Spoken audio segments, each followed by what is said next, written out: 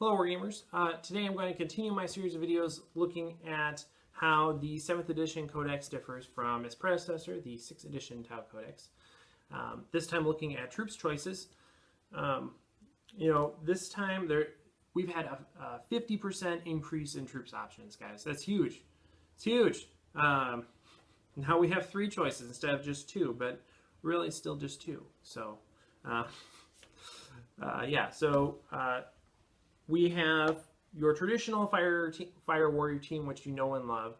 However, now it is rebranded a Strike team, which I guess makes sense in the fluff because technically, like Fire Warriors proper and Crisis Suits and Commanders, they're all Fire Warriors, right? They're all part of the Fire Warrior cast.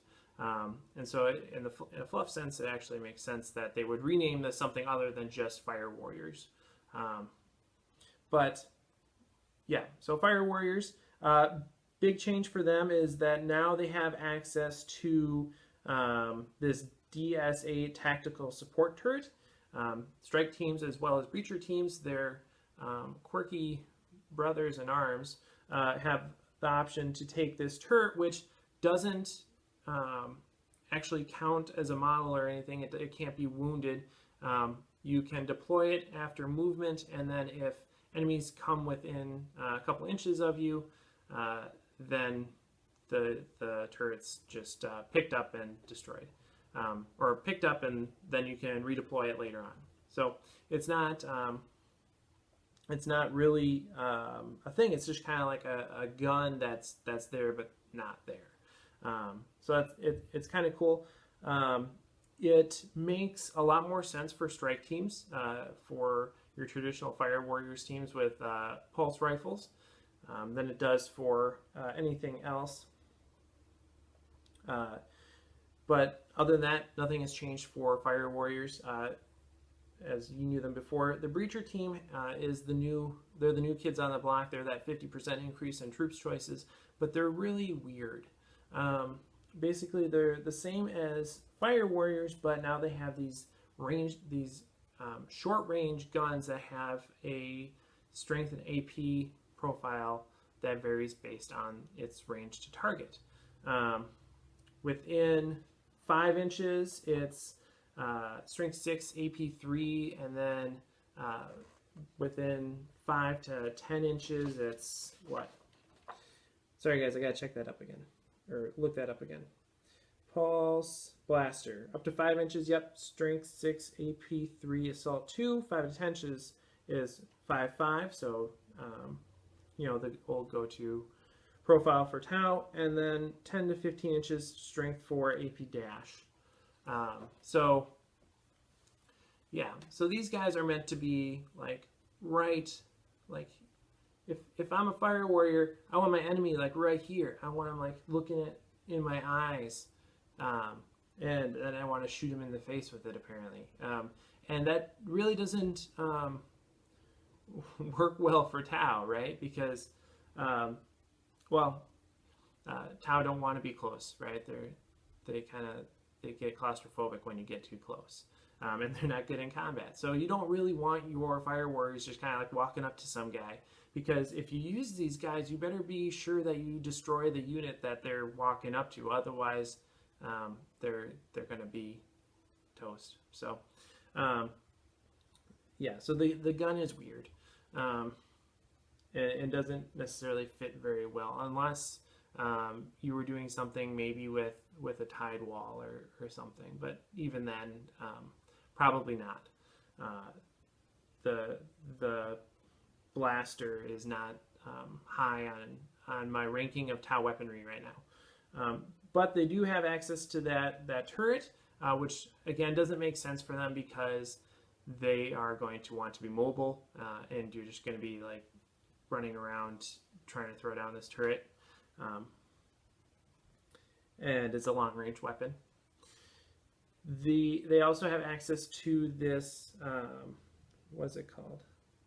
I don't remember what it's called, but they can take a drone that gives them a 6-up invulnerable save, and then they have the field amplifier relay, which boosts it to a 5-up. Or it might actually be from a 5 to a 6. I don't really remember. I have to look that up again. But it doesn't really matter because either way is not really going to make a difference. Fire Warriors generally don't die because of low AP weaponry. They generally die because either they're assaulted or they're shot with, a volume of fire. Or not a volume of fire, just, yeah, sure, a volume of fire. They just die because their save isn't that good, and if you shoot things at them, they die. And so it's not like having invulnerable save is really going to make a huge difference for them.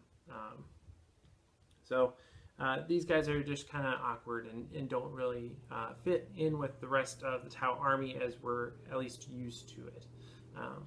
And so it might take some time to find a good role for these guys. Kroot Carnivores, same as before. They do...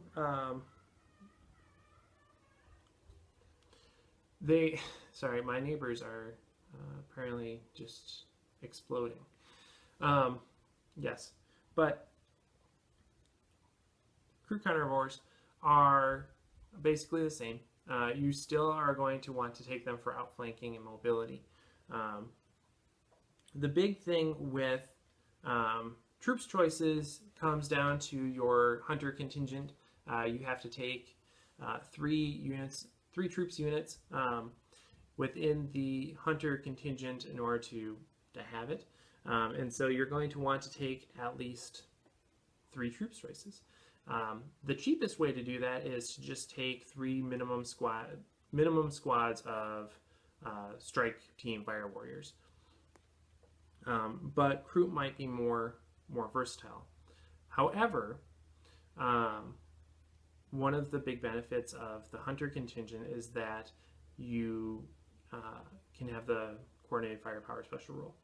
And in order to do that, you have to fire at something with at least 3 units. And so you want to make sure that you have enough units on the board that you can do this multiple times if you need to. If your whole army is firing at one target, it doesn't really matter. But if you have a couple high priority targets that you want to take out, you want to have enough units on the board that you can meet that 3 unit requirement and gain the benefits of coordinated firepower. And so if you're taking Kroot, they're probably going to be in reserve for most of the game and then outflank. And so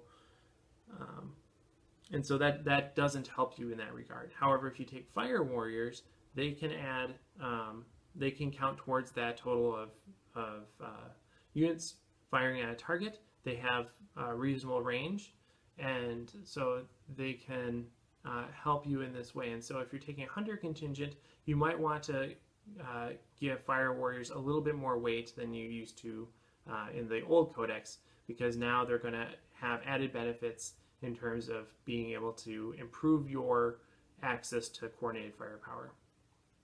So that's an option. So basically, if you're using the hunter contingent formation, you'll probably want to have at least 1 unit of Fire Warriors just so that they're around to contribute. Otherwise, you can take Kroot. They are still good in large units with sniper rounds, but you can also put them in small units with Kroot hounds and outflank them in order to grab objectives. Of course, if you're doing that, there's not a lot of incentive to put sniper rounds on them because they are going to be moving and probably not last very long, depending on when they actually come onto the board. So if you are outflanking with Kroot, you really want to take a hound and just leave them with their pulse rounds, probably. Yeah, so that's it for troops. Like I said, you have 3 options now instead of 2. The Breacher team, kind of weird. It makes me uncomfortable. But the other 2 are pretty much the same. If you take Fire Warriors as support turrets, nice. If you take Kroot, have them do Kroot things. But yeah, so let me know what you guys think in the comments below, and thanks for watching.